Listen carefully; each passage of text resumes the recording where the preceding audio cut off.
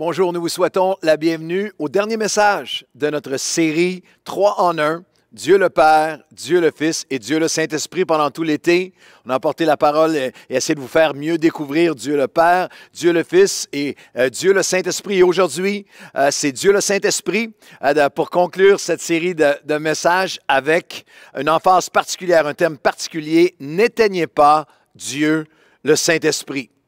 Vous savez, j'ai été provoqué et convaincu par l'Esprit de Dieu depuis le début de cette pandémie que notre Église était appelée à bâtir et à briller d'une manière particulière durant toute cette période historique. Et Dieu l'a fait. Et l'autre pensée qui m'a habité depuis le début de la pandémie, c'est qu'au milieu de tous les autres, parmi tous les autres problèmes et défis immenses, reliés, causés par cette pandémie et cette sortie de pandémie, que le problème numéro 1 serait le croyant qui ne connaît pas son Dieu. Celui qui sera en danger, vraiment, c'est le croyant qui ne connaît pas son Dieu durant les pressions de cette pandémie. Que ceux qui connaissent Dieu feront des exploits, et là où il n'y a pas de connaissance de Dieu, vision claire, connaissance de Dieu, le peuple périt. J'ai lu une étude récemment qui m'a fasciné de George Barna sur des tendances dans la culture de l'Église américaine, Trends and Cultures and the Church. Et Barna, depuis des années, fait des sondages auprès de milliers de chrétiens, leaders et églises américaines très, très dignes de confiance. Et il souligne une tendance lourde, récente, où les chrétiens choisissent leurs églises selon leur idéologie plus que selon leur théologie. Choisissent leurs églises ou changent d'église sur quelle est la politique, leur appartenance à un parti, la position de cette église-là ou de ce pasteur-là sur le président, sur la pandémie, les mesures sanitaires, l'immigration ou autres enjeux sociaux. C'est assez effarant, mais ils ne choisissent pas, des millions de chrétiens qui ne choisissent plus leur Église sur est-ce que cette Église enseigne la parole de Dieu? Est-ce qu'elle va m'enseigner solidement la parole? Est-ce que je vais être bien nourri spirituellement? Est-ce que les hommes et femmes de Dieu de cette Église portent un fruit? Est-ce que ce qu'ils disent est vrai? En francophonie aussi, en ce moment, il y a des charlatans qui vont aux quatre coins de la francophonie racontant leur bobard que les chrétiens gobent sans poser aucune question, et c'est une tendance hallucinante. Ils ne choisissent plus l'Église sur la théologie, mais sur l'idéologie. Non plus sur est-ce que ce ministère porte un fruit, est-ce qu'il est intègre, est-ce qu'il est digne de confiance, est-ce qu'à long terme, ils ont porté un fruit pour Dieu, est-ce qu'ils me disent la vérité, est-ce qu'ils me nourrissent selon la parole de Dieu. Barna souligne 3 tendances en ce moment comme jamais, qui sont exponentielles depuis le début de cette pandémie. Le christianisme idéologique qui remplace le christianisme théologique et pratique. Le christianisme qu'il appelle de la vision de tunnel, Vision Tunnel Christianity.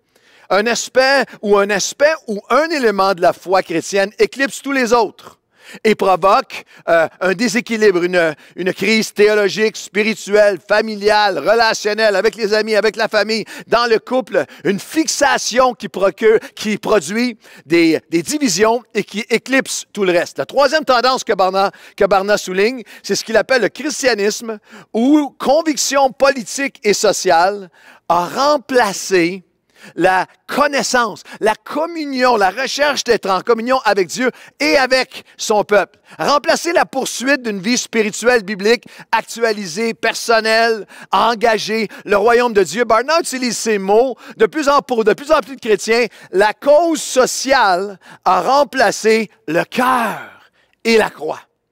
Barna donne toute une gamme de statistiques démontrant que les chrétiens qui sont sans une solide connaissance de Dieu sont grandement plus vulnérables et susceptibles à l'anxiété, la colère, la frustration, les conflits, la peur de l'avenir, le complotisme, les divisions, le mysticisme, l'instabilité, susceptibles de retourner à leur vie passée, de rétrograder, de reculer spirituellement, et même à l'irrationalité morale et conjugale, à balancer ce qui avait été leur conviction auparavant. Et dans cette série Dieu le Père, Dieu le Fils et aujourd'hui Dieu le Saint-Esprit, Barna souligne aussi, par exemple, que 60% des chrétiens américains ne croient plus en Dieu le Père, Dieu le Fils, Dieu le Saint-Esprit, la Trinité, mais qu'ils considèrent le Saint-Esprit comme une force, une énergie impersonnelle, un symbole, et réduisent leur expérience, leur vision, leur perspective sur le Saint-Esprit au fait qu'ils ont été sauvés ou peut-être un événement ponctuel à quelque part dans le passé, mais certainement pas quelque chose de concret au quotidien.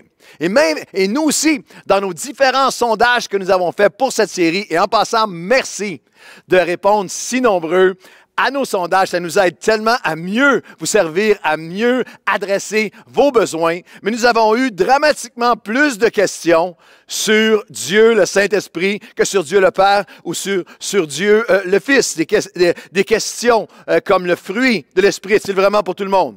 Comment l'avoir dans sa vie? Est-ce qu'on peut choisir le don de l'Esprit que nous voulons? Quelqu'un encore plus direct, j'ai beaucoup aimé ça. Qu'est-ce que le Saint-Esprit fait au juste? Comment prier le Saint-Esprit? Est-ce que nous prions au Saint-Esprit? Quelle est la différence entre rempli, la plénitude, le baptême, toutes ces questions? Il y a quelqu'un qui a posé une question très pertinente. C'est quoi la différence entre le Saint-Esprit et nos feelings? Très bonne question. Mais savez-vous quel était le type de question le plus souvent posé? Je les ai englobés en deux catégories de questions, plusieurs façons de poser les questions différemment. Mais il y avait vraiment deux catégories de questions qui sont revenues, à lesquelles nous allons répondre dans deux prochains messages. Le type de questions que nous avons reçu le plus serait dans la catégorie de qu'est-ce que sur Dieu le Saint-Esprit. Qu'est-ce que le Saint-Esprit peut faire en moi? Ce que j'appellerais, quelles sont les fonctions du Saint-Esprit dans ma vie? Et beaucoup de questions sur pourquoi ne le fait-il pas plus? Pourquoi est-ce qu'il n'y a pas plus de force? Pourquoi pas avec plus de force en moi? C'est quoi la porte pour plus de l'Esprit? Puis c'est quoi le pourquoi que j'en ai pas plus? Pourquoi est-ce que qu'est-ce qui pourrait l'amoindrir? C'est pourquoi les deux prochains messages vont être extrêmement importants parce que l'apôtre Paul nous donne ces deux avertissements dans Éphésiens 4, chapitre 30. N'attristez pas le Saint-Esprit de Dieu, par lequel vous avez été scellés pour le jour de la rédemption. Et en 1 Thessaloniciens 5, 19, non seulement n'attristez pas, n'éteignez pas Dieu, le Saint-Esprit. N'attristez pas, c'est louper, loupéo. Causer tristesse, faire de la peine, du chagrin, blesser pour causer de la tristesse. Avez-vous déjà pensé au fait que nous pouvons, que tu peux, que je peux attrister, atténuer, amoindrir l'œuvre du Saint-Esprit dans ma vie? Je peux l'attrister parce qu'il est une personne. N'éteignez pas le Saint-Esprit. Jbémouni, qui veut dire, qui dans le grec, elle voulait dire éteindre, faire disparaître, mais plus presque comme extinction. Action par laquelle quelque chose perd son existence ou son efficacité comme en voie d'extinction. On ne peut pas éteindre l'Esprit dans le monde ou faire perdre son efficacité dans le monde, mais dans notre propre vie. Alors, c'est une question vitale, c'est des questions extrêmement importantes. Et les deux prochains messages vont y répondre. Celui-ci qui conclut la série, et dans quelques semaines, au mois de septembre, je vais apporter la suite extrêmement importante qui va répondre à ces questions. Est-ce que je comprends comment le Saint-Esprit agit et comment il peut être attristé dans ma vie? Est-ce que je connais ce qui élève l'expérience, les exploits de l'Esprit dans ma vie et ce qui l'éteint? Ce qui le met en voie d'extinction en moi. Est-ce que je suis conscient au quotidien de comment je peux activer, attirer, attiser la flamme de l'Esprit, augmenter l'action de l'Esprit, de la personne de Dieu, le Saint-Esprit dans ma vie et mon entourage, et aussi que je peux l'attrister, l'atténuer? Savez-vous comment l'Esprit agit? On va regarder à cela aujourd'hui. Prochain message. Savez-vous ce qui l'attriste? Comment nous pouvons entrer et expérimenter plus de Dieu le Saint-Esprit et comment nous pouvons l'éteindre? Et je ne parle pas ici, attention, je ne parle pas ici de perte du salut. À chaque fois qu'on parle de l'Esprit qui a été éteint ou l'Esprit qui a été atténué, il y a toujours quelqu'un qui veut élever le débat. Non, on ne peut pas perdre le Saint-Esprit, on ne peut pas perdre le salut. Je ne parle pas de perte du salut, je parle d'une pauvreté du salut. Il y a plein de chrétiens qui ont tout le débat sur leur sécurité éternelle scellée par l'Esprit, mais qui ont une vie spirituelle tellement pauvre, tellement peu de la personne du Saint-Esprit. Alors, dans ces deux messages, nous allons comprendre et renouveler comment il agit dans toute son étendue et connaître et résister, refuser ce qui le réduit, l'attriste ou même l'éteint. N'attristez pas, n'éteignez pas le Saint-Esprit parce qu'il est créateur de la beauté et de l'ordre divin sur la terre, dans la création et dans nos vies, dans nos cœurs. On n'a pas besoin d'attendre à la Pentecôte ou dans les Actes des Apôtres pour boire le Saint-Esprit. Il est là, dans Genèse chapitre 1, dès le commencement des commencements, versets 1 à 4. Au commencement, Dieu créa les cieux et la terre. C'est la création magnifique qui nous entoure encore aujourd'hui. La terre était informe et vide. Il y avait des ténèbres à la surface de l'abîme et l'Esprit de Dieu se mouvait au-dessus des eaux. C'est l'Esprit créateur. Il est le créateur de la beauté et de l'ordre divin. Et Dieu dit que la lumière soit, la lumière fut. Dieu vit que la lumière était bonne. Dieu sépara la lumière des ténèbres. C'est tellement essentiel. Le Saint-Esprit n'est pas une force, il n'est pas un vent, il n'est pas un feu, il n'est pas une colombe. Ne méprisez pas, ne méprenez pas les symboles du Saint-Esprit pour la substance. Il n'est pas une énergie impersonnelle, il est une personne. Il est Dieu, le Saint-Esprit. En fait, je veux vous introduire, je veux vous partager ce que la parole de Dieu enseigne sur mon ami, mon consolateur, Dieu le Père, Dieu le Fils, Dieu le Saint-Esprit. Je sais que dans l'expérience chrétienne de certains d'entre vous, c'est plus Dieu le Père, Dieu le Fils et Dieu les Saintes Écritures, la doctrine, l'enseignement seulement. Bien peu de l'action de l'Esprit. Pour d'autres, c'est Dieu le Père, Dieu le Fils et Dieu des exagérations extrêmes et excuses pour toutes sortes de mysticisme et de bizarreries au nom du Saint-Esprit, ce qui a fait fuir plein de gens. Mais vous avez besoin de revenir à l'essence avec moi aujourd'hui. Le Saint-Esprit fait des choses. Il donne des dons, il produit un fruit, mais il est une personne, il est un il est Dieu. Et Genèse 1, versets 1 à 4 nous dit que dès le commencement des commencements, Bereshit dans l'hébreu, le commencement de toute chose, le chaos, le vide, le désordre absolu, le tohu vabohu dans l'hébreu, la terre était informe et vide, et le souffle, le roi, le souffle de Dieu se mouvait, reposait dans le texte original.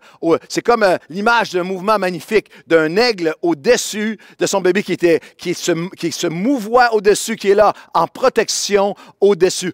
Hovering, les anglophones l'ont traduit hovering. Le souffle de Dieu qui va créer beauté et ordre là où il n'y a que désordre. Là où il n'y a, qui va remplir ce qui est informe et vide, qu'il va illuminer, éclairer ce qui est ténébreux et qui va restaurer beauté et ordre à des vies qui sont maintenant chaotiques.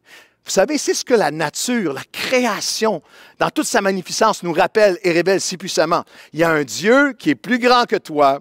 Il y a un Dieu qui peut souffler, créer en toi ce qui a besoin d'être créé. Il y a un Dieu sur toi chaque jour qui veut remplir le vide, restaurer la beauté, chasser les ténèbres par la lumière de sa vie. L'apôtre Paul parle de comment la création révèle ce Dieu. Romains 1, versets 19 et 20. Le créateur de la beauté de l'ordre divin. Ça, c'est le Saint-Esprit. Car ce qu'on peut connaître de Dieu est manifeste pour eux. Dieu il en fait connaître, en effet, les perfections invisibles de Dieu. Sa puissance éternelle et sa divinité se voient comme à l'œil nu depuis la création du monde, le texte qu'on vient de lire dans la Genèse, quand on les considère dans ses ouvrages. Pensez un instant à quelque chose de magnifique que vous avez vu de la nature. Est-ce que vous aimez la nature? Est-ce que vous êtes comme moi, parfois, le cœur serré juste par la beauté de la création? Moi, j'ai eu le privilège de voyager pour apporter la parole dans plus de 55 pays du monde. Alors, tu es frappé par la beauté de la création qui révèle la puissance éternelle, la divinité de Dieu, ses perfections invisibles, son ouvrage. Pensez à ses ouvrages. Moi, 55 pays, des océans, des montagnes, des îles, des forêts, des déserts, des levées et des couchers du soleil en Égypte. Des champs de vignes en France, des champs de tulipes en Hollande, des falaises en Angleterre, des lacs, rivières et fleuves magnifiques ici même au Québec. Des montagnes rocheuses à couper le souffle dans l'ouest. La savane africaine, des plages et côtes à couper le souffle magnifique, que ce soit en Californie ou la Croisette, la Côte d'Azur, en France et partout, à différents endroits ailleurs, des montagnes en Israël sur fond de désert, des chaînes montagneuses en Suisse, je me souviens d'une fois, qui surplombaient des lacs verts émeraudes. Les couleurs, les variations de couleurs de l'océan Atlantique, Pacifique, Indien, les plages de sable blanc, sable noir, à Papeete, à Tahiti. La beauté, la création qui nous rappelle que le Saint-Esprit, dès le commencement jusqu'à moi aujourd'hui, est créateur de la beauté et de l'ordre divin.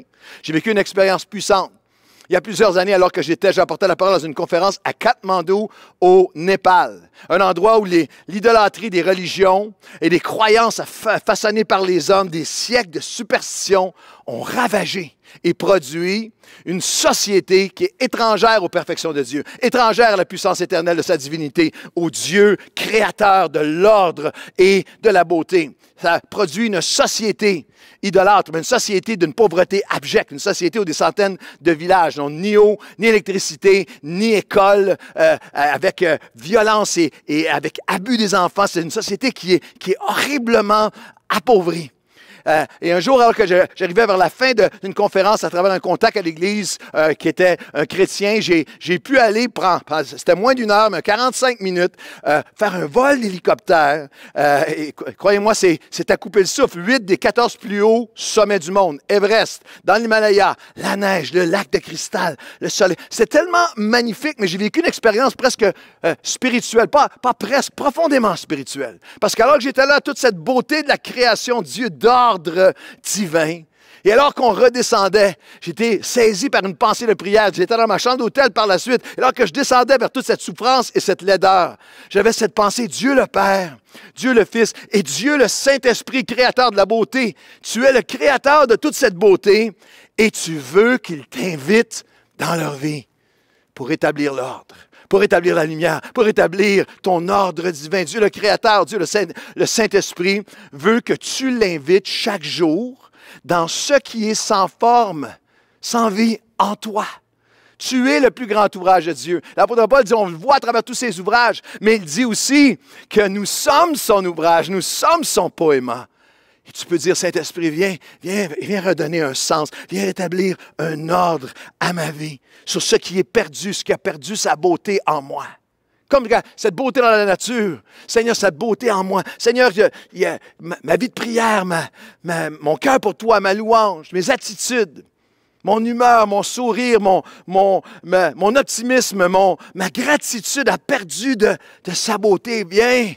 Viens, Saint-Esprit, toi, viens créer à nouveau en moi. Il veut que tu l'appelles pour venir remplir ce qui est vide, ce qui manque en toi, vide émotionnel, vide relationnel, vide spirituel. Lorsque ton réservoir d'espoir, de courage, de joie, de paix est vide, viens, Saint-Esprit, remplir le vide qu'il y a en moi. Il est créateur de la beauté. Viens restaurer ta beauté. C'est son cœur, c'est son désir sur ce qui est sombre et obscur dans ma vie. Viens, Esprit de Dieu, créer que la lumière soit. Viens séparer les ténèbres de la lumière. Nous avons tous des zones obscures, des côtés obscurs, des saisons d'obscurité qui ont été amplifiées par la pandémie. Mais le Dieu créateur de la beauté, de l'ordre, de la lumière veut répondre à ton cœur aujourd'hui. Entends aujourd'hui. C'est une aberration, une folie. Lorsqu'après tant d'années de pasteur, je vois un chrétien ou un groupe de chrétiens qui disent être ils sont fanats du Saint-Esprit, mais avec des vies personnelles ou des vies d'église complètement désordonnées. Non. Le Saint-Esprit vient, il est le Créateur pour restaurer avec puissance. Je mentionne avec puissance parce que parmi tous les courriels que nous avons reçus, beaucoup de questions, d'affirmations sur l'aspect de la puissance du Saint-Esprit. Sais-tu quelle est une des manifestations les plus oubliées, mais une manifestation de la puissance créatrice, transformatrice, les plus évidentes et importantes de Dieu? C'est qu'il est non seulement Dieu le Saint-Esprit, créateur de la beauté et de l'ordre divin, mais il est créateur et il nous convainc. Il est celui qui convainc les cœurs. Il est la source suprême de l'illumination, de la puissance transformatrice dans nos cœurs, qui produit une conviction, qui nous fait faire des choix et qui nous rend possible d'aller de conquête en conquête, de changer et d'être transformés. Les plus grandes victoires viennent lorsque le Saint-Esprit convainc. Il convainc, il fait connaître, et comprendre. Il illumine les cœurs. Dans Actes des Apôtres, chapitre 10, les versets 44 et 45, comme vous en ce moment qui écoutez un message, la Bible nous dit que Pierre prononçait encore ces mots. Il est en train de parler dans la maison de Corneille, de prononcer, j'en ai parlé même lors du dernier message, mais il parle à un groupe de personnes qui ne connaissent pas le Seigneur Jésus, n'ont pas de point de référence sur le royaume de Dieu tel que Jésus l'a annoncé. Mais le Saint-Esprit descendit sur tous ceux qui écoutaient la parole. Manquez pas ceci. Le Saint-Esprit descendit sur tous ceux qui écoutaient la parole et tous les fidèles qui étaient venus avec Pierre furent étonnés de ce que le don du Saint-Esprit a aussi été répandu sur le peuple qui était là, qui était non-juif. Jusqu'à ce moment-là, ils croyaient que c'est seulement les Juifs qui peuvent recevoir. Et le Saint-Esprit est descendu pour convaincre, pour faire connaître, pour comprendre, pour illuminer les cœurs. J'aime tellement le langage de l'action de Dieu, le Saint-Esprit dans la Bible. Il descend, il remplit, il vient sur, il parle, il surgit, il illumine, il presse, il avertit, il retient, il convainc. La Bible nous dit à un endroit, il transperce le cœur, il fait brûler le cœur, il vient alimenter la flamme du cœur. J'aime l'action de l'Esprit de Dieu. Il est un membre du 3 en 1 très actif et j'aime tellement son action. Et ici, il explique quelque chose qu'il faut absolument que tu saisisses. Écoute bien ce que ce texte nous rappelle. Si tu es chrétien aujourd'hui, si vous êtes chrétien et né de nouveau véritablement, c'est parce que le Saint-Esprit a illuminé votre cœur, t'a montré ton péché et le pardon et la rédemption offerte en Jésus-Christ et rien d'autre. C'est l'œuvre de l'Esprit qui vient te convaincre que le péché m'a séparé de Dieu et Jésus est celui qui vient me sauver. Tu n'es pas chrétien parce que tu es venu à l'Église, parce que tu crées à Dieu lorsque tu es en difficulté, parce que tu aimes bien Nouvelle Vie, parce que tu aimes bien la musique, tu aimes Nouvelle Vie Worship, ou parce que tu as des amis chrétiens, ton papy, ta mamie, ton père, ta mère, ta famille était chrétienne. Tu n'es pas né de nouveau parce que de temps en temps, tu tires sur la manette d'urgence puis tu demandes à Dieu de venir te donner un peu d'aide dans quelque chose. Non, tu es seulement chrétien, tu entres seulement dans le royaume de Dieu, non pas par la force de ta volonté, ou des bonnes résolutions, ou pour faire plaisir à quelqu'un, ou parce que tu as besoin d'une faveur, d'un boost de la part de Dieu. Non, le salut, c'est seulement réel et authentique lorsque le Saint-Esprit ouvre tes yeux et tu réalises, tu reçois, tu es convaincu. Je suis convaincu que j'ai péché devant Dieu. J'ai menti, j'ai volé, j'ai trompé, j'ai fait du mal.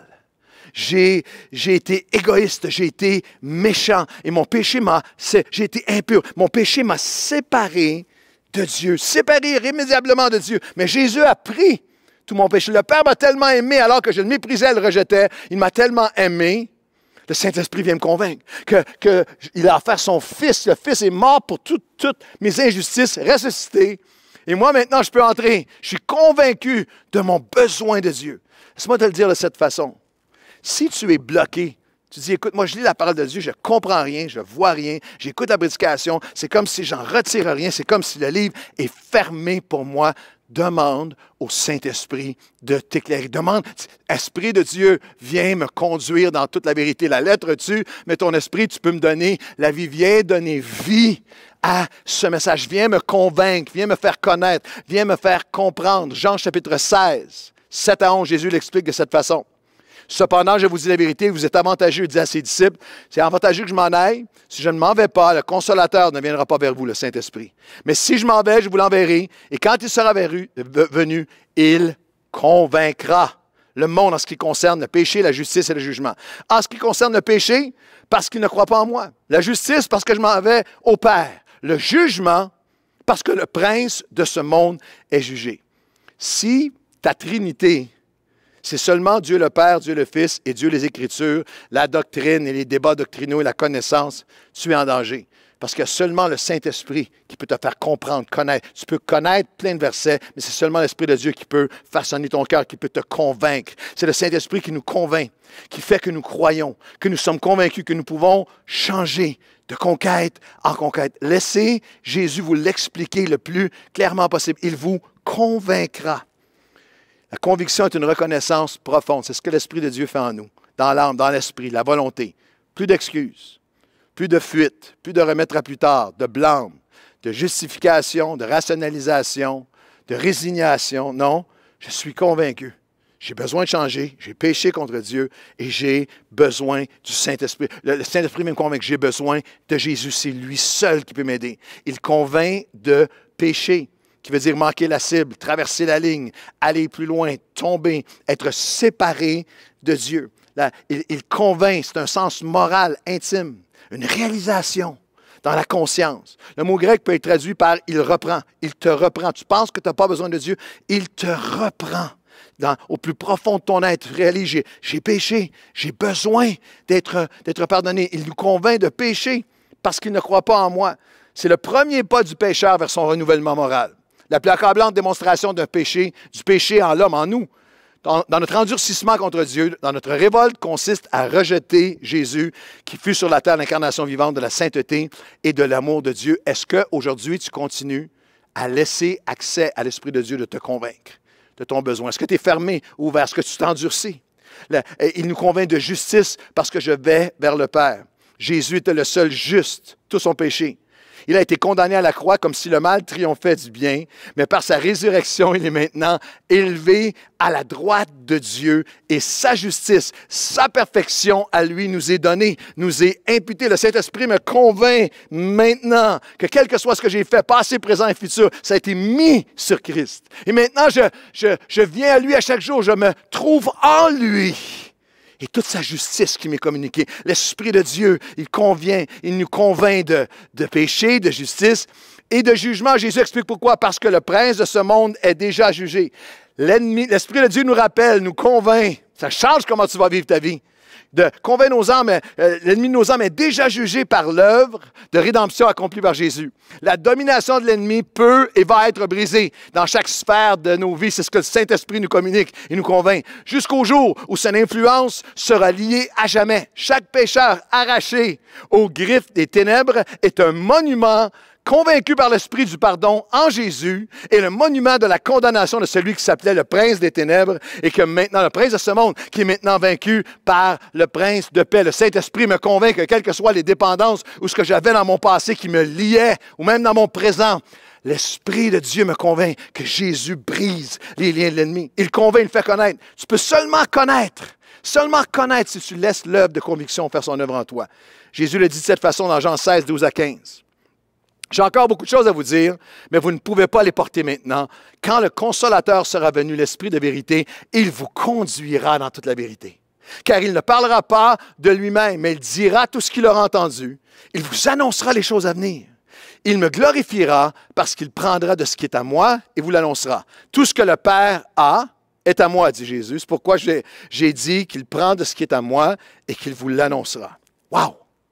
Il y a tellement d'applications puissantes, personnelles pour toi et moi dans ce texte qui nous aide à comprendre l'œuvre de conviction que le Saint-Esprit veut faire en nous. Alors écoute bien, c'est une œuvre qui doit toujours continuer et ne jamais cesser. J'ai encore beaucoup de choses à vous dire, vous ne pourriez pas les prendre maintenant, mais le Saint-Esprit te conduira. Est-ce que tu laisses encore le Saint-Esprit te parler? Te convaincre de choses qui doivent changer en toi.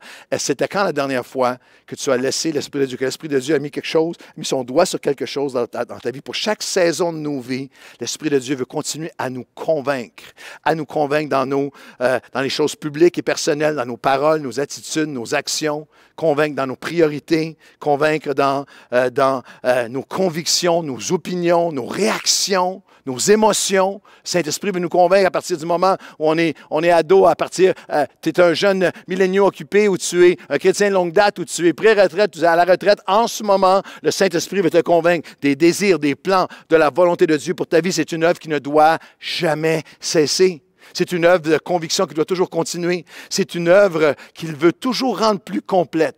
Il te conduira dans toute la vérité.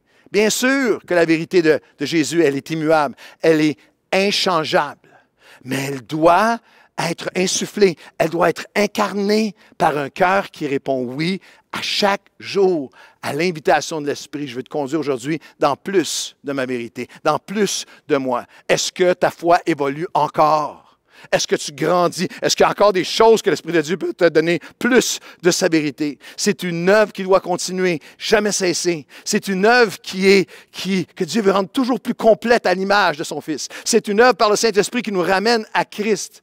Il ne parlera pas de lui-même. Il va vous communiquer. Il va prendre des choses. Le Père va les donner au Fils. Le Fils va les communiquer. Il va prendre des choses de Jésus. Écoutez-moi bien. C'est une aberration, une absurdité, c'est une monstruosité religieuse de voir des chrétiens ou des églises qui parlent énormément du Saint-Esprit, mais qui ignorent l'enseignement de Jésus. Si tu es habité par l'Esprit de Dieu, il te ramène toujours à Jésus.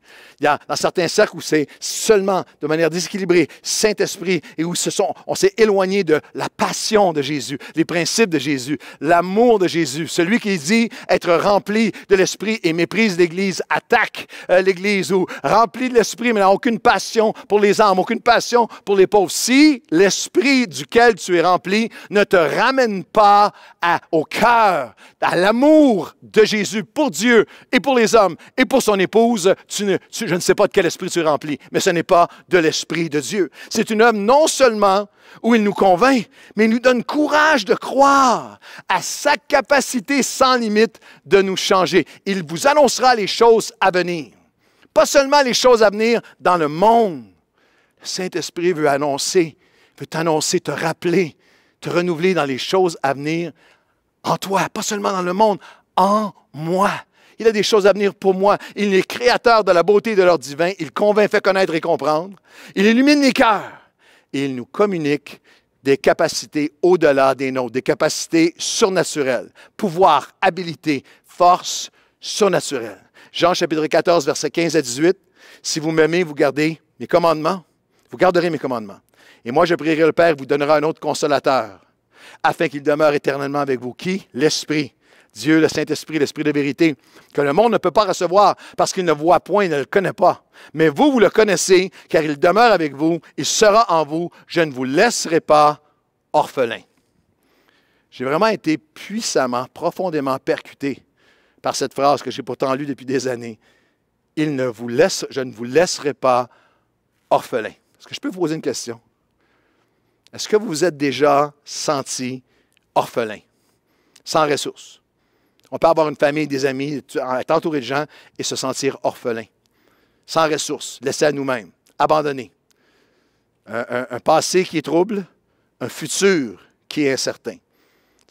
Ça arrive pendant cette pandémie, ce sentiment d'impuissance, ce sentiment de est-ce que je porte tout seul? Est-ce que un jeune peut, les enfants peuvent le ressentir, un ado peut le ressentir comme homme, comme femme, comme parent.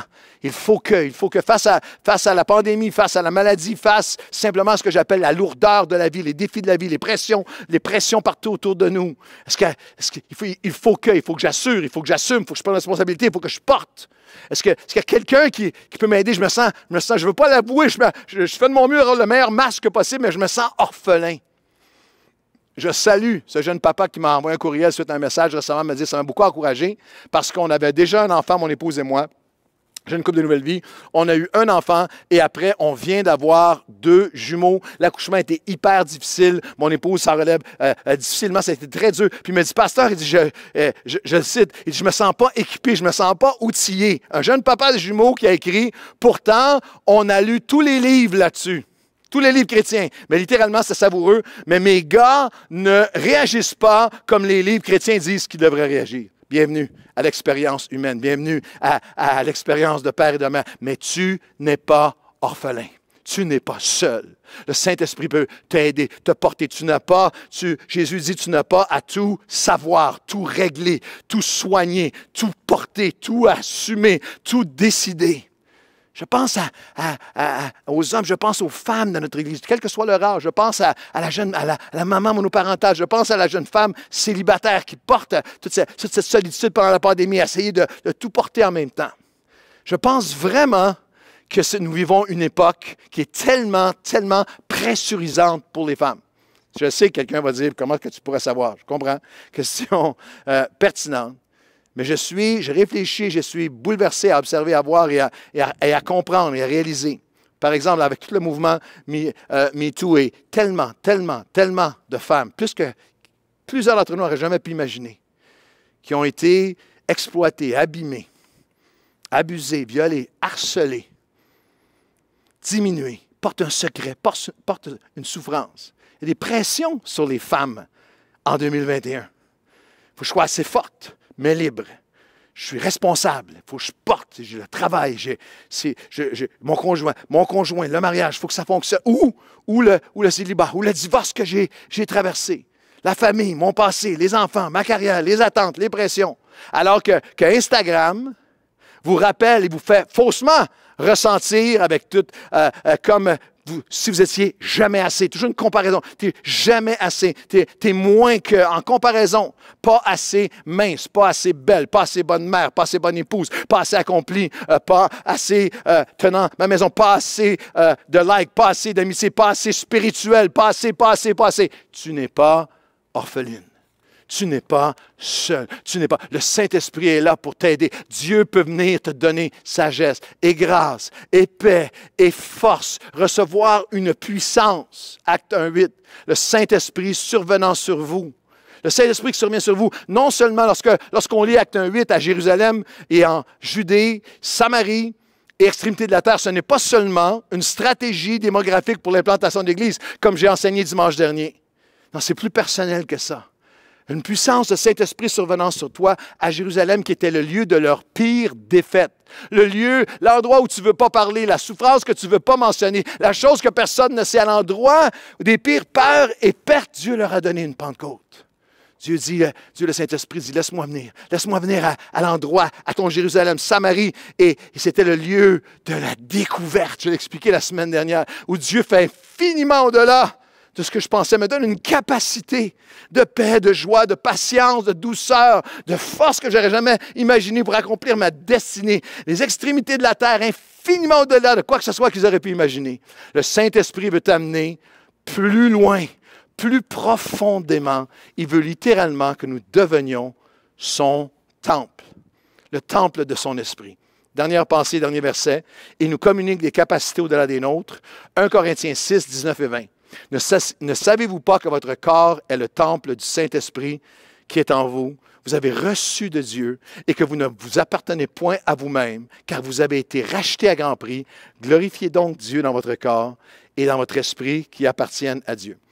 Ces quelques versets sont probablement les versets sur le Saint-Esprit les plus mal interprétés du Nouveau Testament. J'y vais en vitesse, mais laissez-moi vous rappeler ce que ce passage n'est pas. Ce passage n'est pas réduit à une série de bonnes résolutions santé. Tu es le temple du Saint-Esprit, fais attention à ce que tu mets dans ton corps. Lorsque j'étais nouveau chrétien, c'est souvent ça qu'on nous martelait. Moi, lorsqu'on m'a parlé de la cigarette, tu ne peux pas fumer la cigarette, tu es le temple du Saint-Esprit, etc. Et comprenez-moi, et ça a évolué. C'est la malbouffe, le gras, le gluten, l'aspartame, la viande rouge, etc. Comprenez-moi bien. Je crois vraiment que ce temple est un don de Dieu et nous devons tout faire pour bien se nourrir, faire de l'exercice, être en santé. On a beaucoup de choses à accomplir et on veut être en santé le plus longtemps possible. Alors, je suis entièrement en santé. Gardez vos courriels pour m'expliquer les dangers de toutes ces choses-là. Mais j'aimerais simplement dire que ce verset-là n'est pas seulement un avertissement contre les chips et le chocolat le soir. C'est un petit peu plus que ça. C'est un appel à laisser Dieu, le Saint-Esprit, dans toute sa puissance, venir habiter et faire sa demeure dans le temple de nos vies. Ce n'est pas non plus une espèce de réprimande qui ridiculise ou qui rend risible où nous sommes rendus en comparaison avec Jésus. J'ai entendu beaucoup de messages dans mes jeunes années sur « Ne sais-tu pas que tu es le temple du Saint-Esprit » avec ce ton-là. Tu es le temple que tu ne t'appartiens pas. Vois combien Jésus a payé pour toi. Vois comment est-ce qu'il t'a racheté. Comment lui a payé un grand prix. Glorifie-le donc dans ton corps.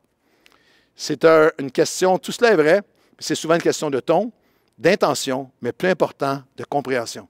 Ce verset n'est pas un appel à nous condamner. Regarde comment Jésus était grand. Regarde toi comment est-ce que tu n'es pas proche de lui. Non. C'est un appel de l'Esprit à entrer dans la vie que Jésus nous offre. Ce n'est pas non plus, comme c'est promu par certains en ce moment, l'arrêt de Dieu. Ce n'est pas non plus le rejet du mandat biblique de nous réunir ensemble. C'est cyclique depuis 2000 ans, mais il y a encore aujourd'hui. On n'a plus besoin d'aller à l'église, on n'a pas besoin de temple, on est le temple nous-mêmes. Non. La Bible entière nous appelle à venir vivre ensemble dans la présence de Dieu. Voici ce que ce passage veut dire. Ce passage, c'est l'appel de Dieu, 3 en 1, à toute la grandeur de son œuvre en nous. Le Père, le Saint-Esprit est reçu de Dieu.